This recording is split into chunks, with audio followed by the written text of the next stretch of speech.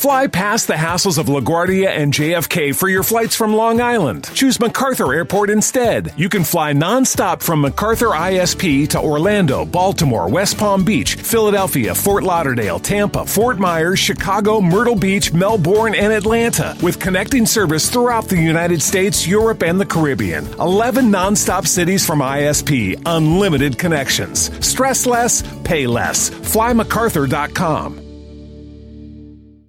TCL is a proud sponsor of the 1500 ESPN studios. TCL, America's fastest growing TV brand.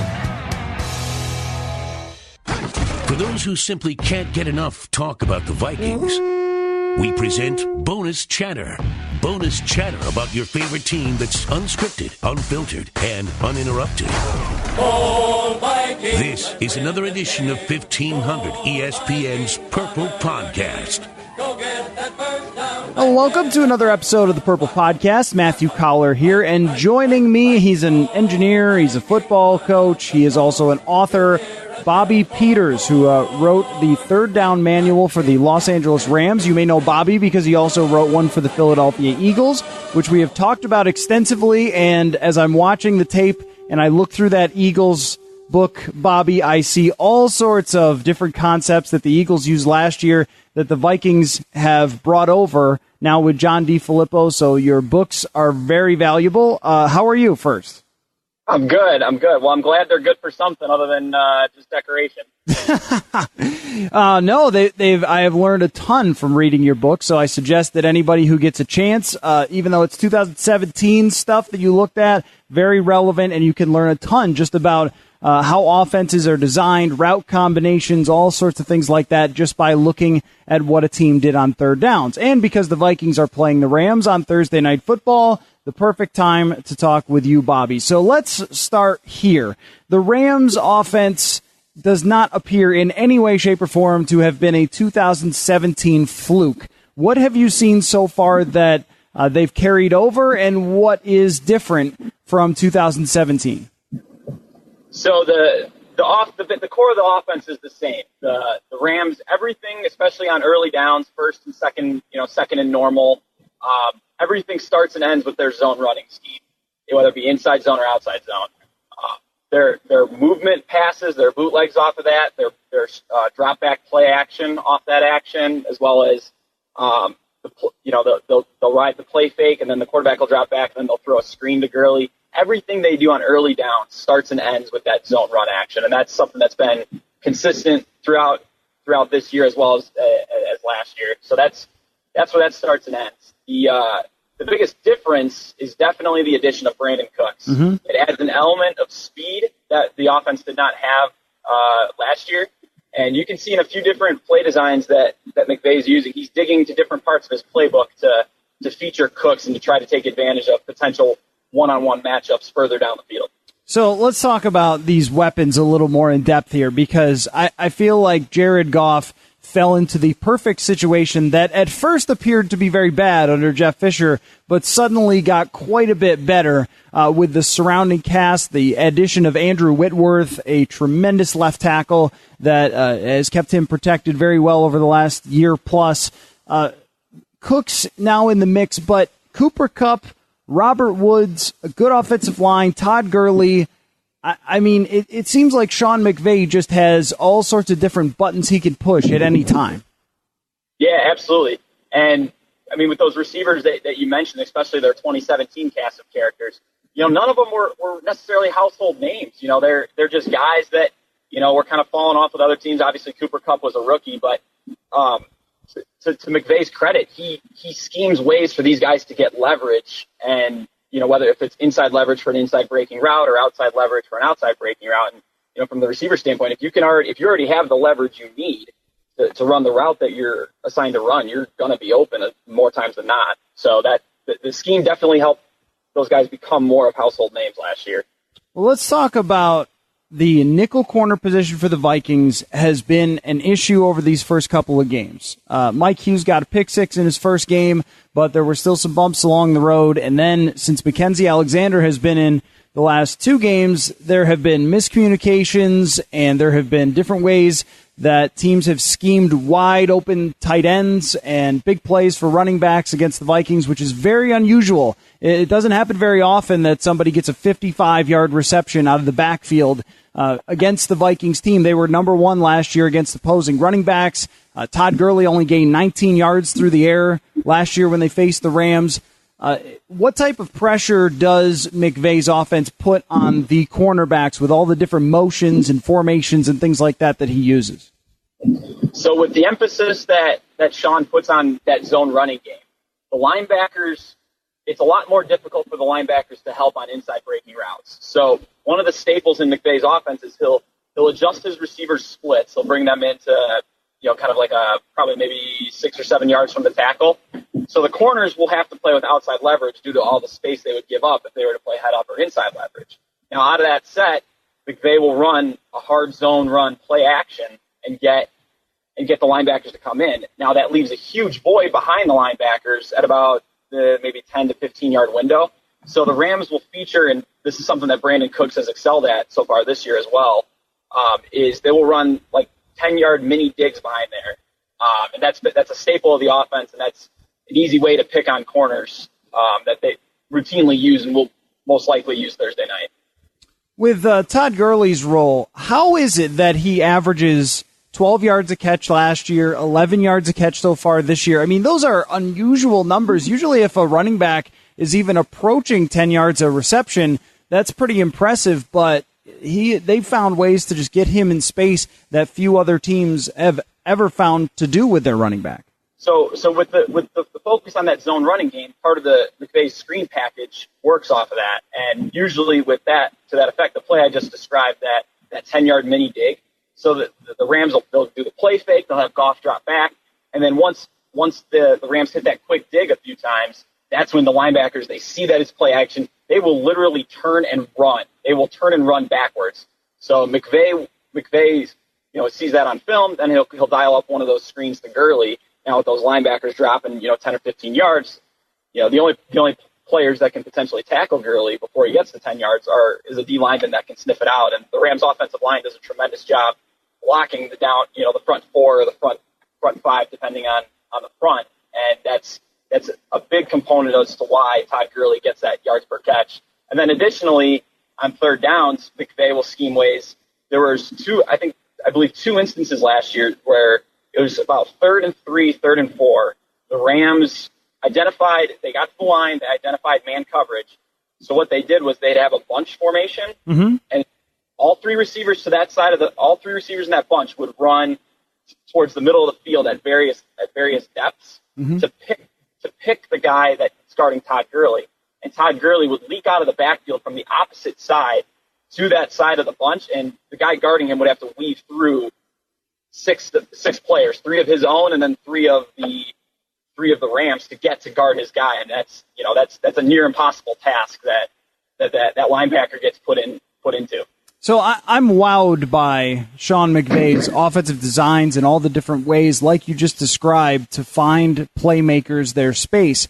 But last year, Mike Zimmer was not as impressed by Sean McVay because he held the Los Angeles Rams to 7 points. And there was a fumble at the goal line, I understand. But for the most part, the Rams offense looked nothing like it looked the rest of the year when they faced the Vikings. What is it about the Vikings defense that was able to slow down that Rams offense? So in that game, and especially when, any team facing the Rams, if your front four can handle their offensive line and stop that zone running action on first and second down, that allows your linebackers, they don't have to bite as hard on the zone run fakes. They can fill into those voids without having to sell out to defend the run. So if your front four can handle the run and you're confident in that, your linebackers can play a little further back. They can not be as aggressive on those run fakes. They can fill those voids in the zones, and then that gives the corners help on the outside too.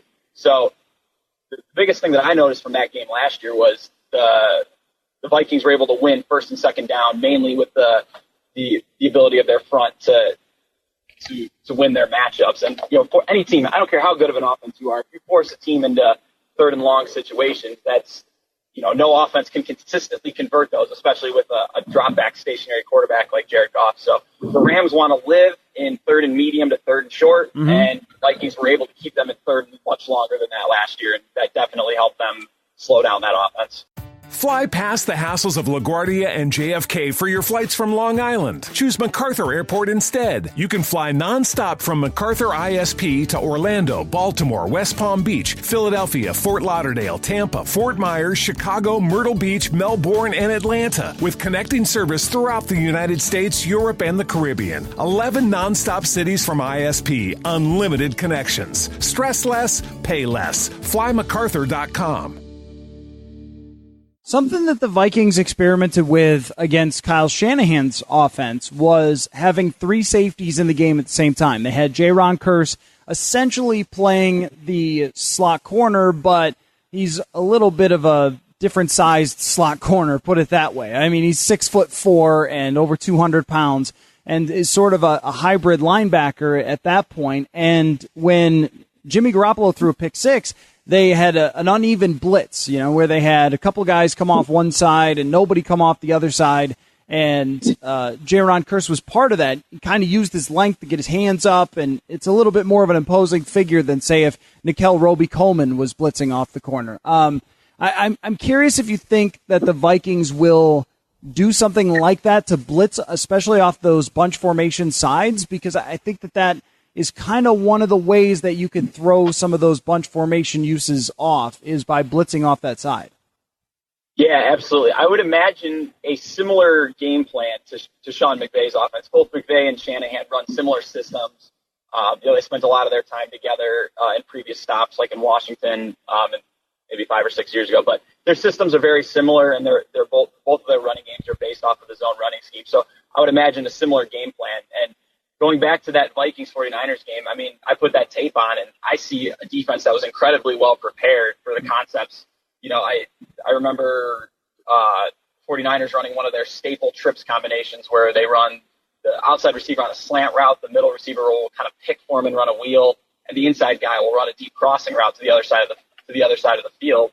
And the Vikings, I believe they brought pressure. I believe it was a 5-man rush, but they were able to match the routes perfectly, and Garoppolo had nowhere to throw the ball. He's going through his reads. He's sitting there patting the ball, and before you know it, there's pressure in his face. So, if the Vikings use a similar style game plan to McVay this Thursday against McVay, I think they'll have a really good chance to succeed. Yeah, I could see a lot of that. And one of the things that Kyle Shanahan was able to do a few times in that game was get George Kittle, his tight end, wide open. There was one drop that would have been a huge play, and then there was another 50-something yard catch, which is, again, kind of unusual for the Vikings defense. But Gerald Everett, I don't know a whole lot about him because there are so many other weapons here. How does Sean McVay use his tight ends? So his tight ends, in the passing game, they're not really a factor. The biggest way he'll use them is in the play action movement, the bootlegs, where he'll take the zone run one way. He'll bring a tight end from the other side of the formation. He'll sift across, and he'll become the quarterback's first option in the front side flat. He'll have the other, if there's, sometimes he'll use Cooper Kupp in that role, and he'll have the tight end on the other side. He'll have that tight end down block for about 4 seconds, and then kind of delay and sit in that kind of the jet stream that sifter left there. So the tight ends kind of play both of those roles depending on the formation they're in. But that's the biggest way he'll use them. And then the biggest play that that San Francisco had success with, some of those throwbacks off of those zone actions. So the quarterback will fake the run one way, he'll bootleg the other, and then the tight end will kind of sneak behind the defensive lineman and run kind of like a reverse wheel route up the other sideline. And I believe that was one of Kittle's big catches. I think he might have hit Juszczyk on one of those too. Correct. Yep. So that was, that's a great way to take advantage. After you run a few of those bootlegs, those linebackers, after they see, similar to those screens with Gurley, once they see that the quarterback still has the ball, they sell out. They turn and run, and they run to the other side of the field. Well, now you got no one to guard the tight end who's run a reverse wheel route up the other sideline. So those plays are fun to watch because you see the whole defense flow one way, you see one guy from the offense go the other, and he's wide open. And it's amazing how often that receiver's open. I mean, McVay and Shanahan have been running those plays for most of their careers, and defenses see him on film, they prepare for him, but they're still open during games because the defense is so worried about the base of their system. There was one, I remember Washington against Minnesota, where Vernon Davis did something similar, where he kind of came across the formation and then snuck out with nobody looking at him, and they ended up with a big touchdown play in 2016 against the Vikings that was a very similar look to what we saw against San Francisco, and that could be something we see against the Rams. Bobby, let me ask you about the Vikings offense and John DeFilippo. I know that you're very intrigued by how much of the Philadelphia offense was going to come over, and we've seen a couple of things, including a play that our guys were making fun of me on Twitter for, as I was in a meeting of ours about something totally unrelated, but I decided to show everyone the four curls play. The old Super Techno Bowl play that the Vikings are using to their advantage with the four curls. Can you explain that one?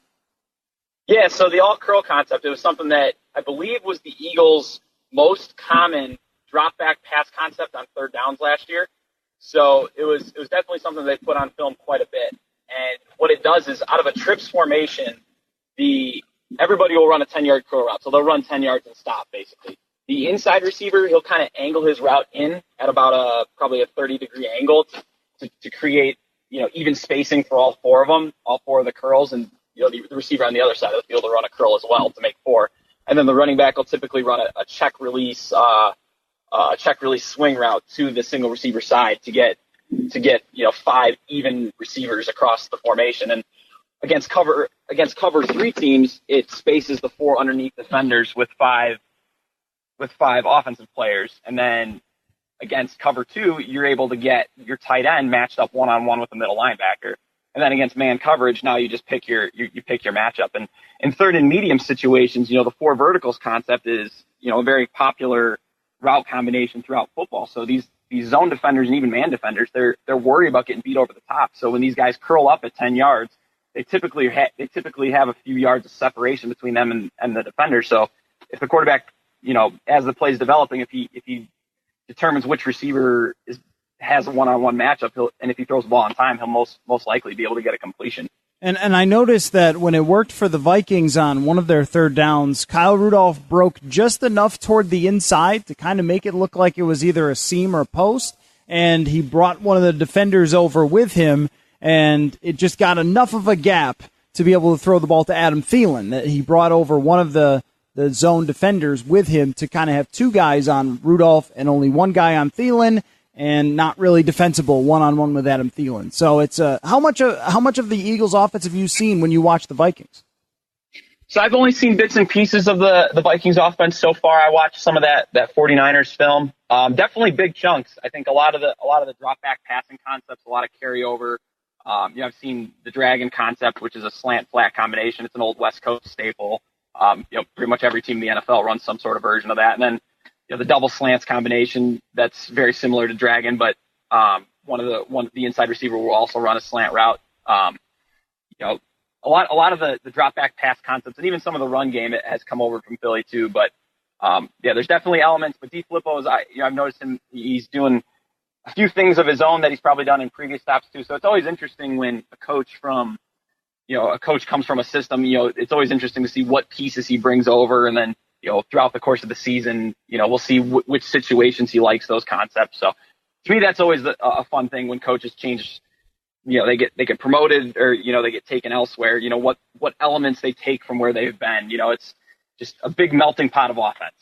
Bobby, your work is awesome. I thank you on short notice here, jumping in to give us a little help on the preview of Sean McVay v. Mike Zimmer round 2. And I would implore all of you to check out those books. They're not expensive. They're easy to find on Amazon, and they will teach you a ton. And you'll be able to literally watch games and see these route combinations that are happening and why certain things are dialed up just based on what Bobby lays out in his book. So it's totally worth it. I suggest you all go check those out. Third Down Manual for the Rams and for the Eagles. And thank you, as always, Bobby, for your generous time. Thanks. My pleasure. And thank you all for listening to the Purple Podcast. Fly past the hassles of LaGuardia and JFK for your flights from Long Island. Choose MacArthur Airport instead. You can fly nonstop from MacArthur ISP to Orlando, Baltimore, West Palm Beach, Philadelphia, Fort Lauderdale, Tampa, Fort Myers, Chicago, Myrtle Beach, Melbourne, and Atlanta, with connecting service throughout the United States, Europe, and the Caribbean. 11 nonstop cities from ISP. Unlimited connections. Stress less, pay less. FlyMacArthur.com. I'm Rita Foley with an AP News Minute. President Trump says the accusations against his Supreme Court nominee, Brett Kavanaugh, aren't true, and the Democrats know it. The Democrats are playing a con game, C-O-N, a con game. Is there any shame? And they know it's a con game. They know he's high quality. This morning, a lawyer for Brett Kavanaugh says his chief accuser hasn't turned over key information requested by the Senate Judiciary Committee, which will hear testimony tomorrow. Bill Cosby's waking up in prison, doing 3 to 10 years on sex assault charges. Many have noticed that he never apologized for what he did. We asked a criminal defense attorney, R.J. Manuelian, about that. Since he is currently on appeal, even if he wants to show remorse, he can't, because then that would extinguish his appellate rights in the sense that, well, if you admit that you did it, why are you appealing it? A first for President Trump today. He'll lead a UN Security Council meeting in New York. I'm Rita Foley.